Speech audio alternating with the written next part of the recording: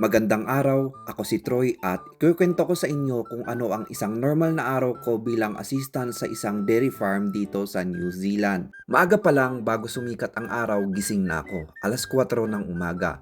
Bumabangon na ako mula sa kama. Nagpalit muna ako ng suot bago lumabas. Dito sa New Zealand, malamig na ang klima kahit hindi pa winter.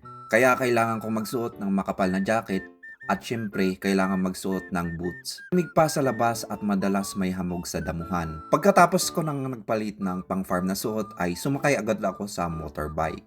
Ito palang motorbike yung halos araw-araw naming ginagamit dito sa farm. Pagdating sa milking shed, linisan ko muna yung vat kung saan pinopondo yung mga gatas.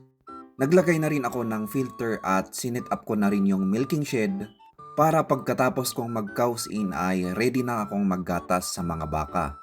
Dito pala sa farm na pinagtatrabahuhan ko ay cows in mo, milking mo. Pagkatapos ko nangang lininisan yung vat at sinet up yung milking shed, dumaritso agad ako sa paddock para kunin yung mga baka. Ang ibig sabihin ng paddock ay dun pinapastol yung mga baka at dun sila kumakain ng damo. Habang papunta ako sa mga baka sa paddock ay chinecheck ko muna yung mga gate kung close lahat. Kailangan kong i-check yung mga gate kasi dyan dadaan yung mga baka. Pag may open na gate ay papasok yung mga baka at mahirapan akong magtulak sa kanila. Pagpunta ko na nga sa paddock ay inopen ko agad yung gate para makalabas yung mga baka.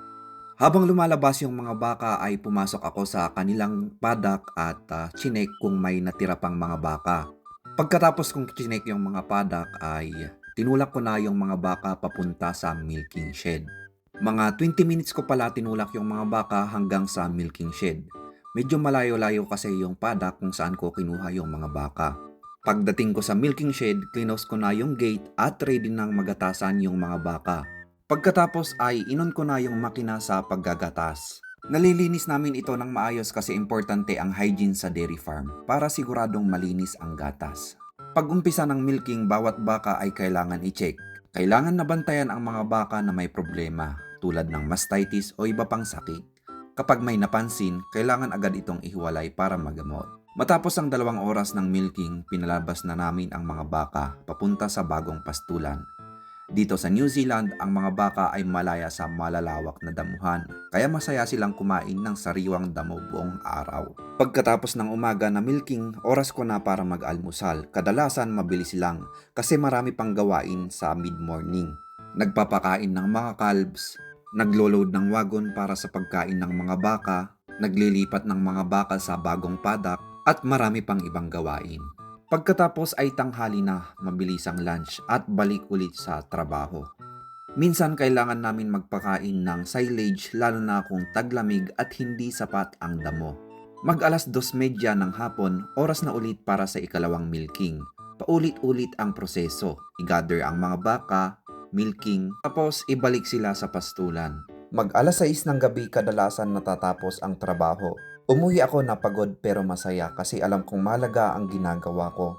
Tumutulong akong mag-supply ng gatas sa mga pamilya hindi lang dito sa New Zealand kundi sa buong mundo. Bilang assistant sa dairy farm, natutunan ko ang halaga ng tiyaga, disiplina at pagmamahal sa kalikasan. Di biro ang trabaho, pero napakalaking bagay na nakakatulong ako sa industriyang nagpapakain sa mga napakaraming tao. Ganito ang buhay ko dito, simple, mahirap pero rewarding.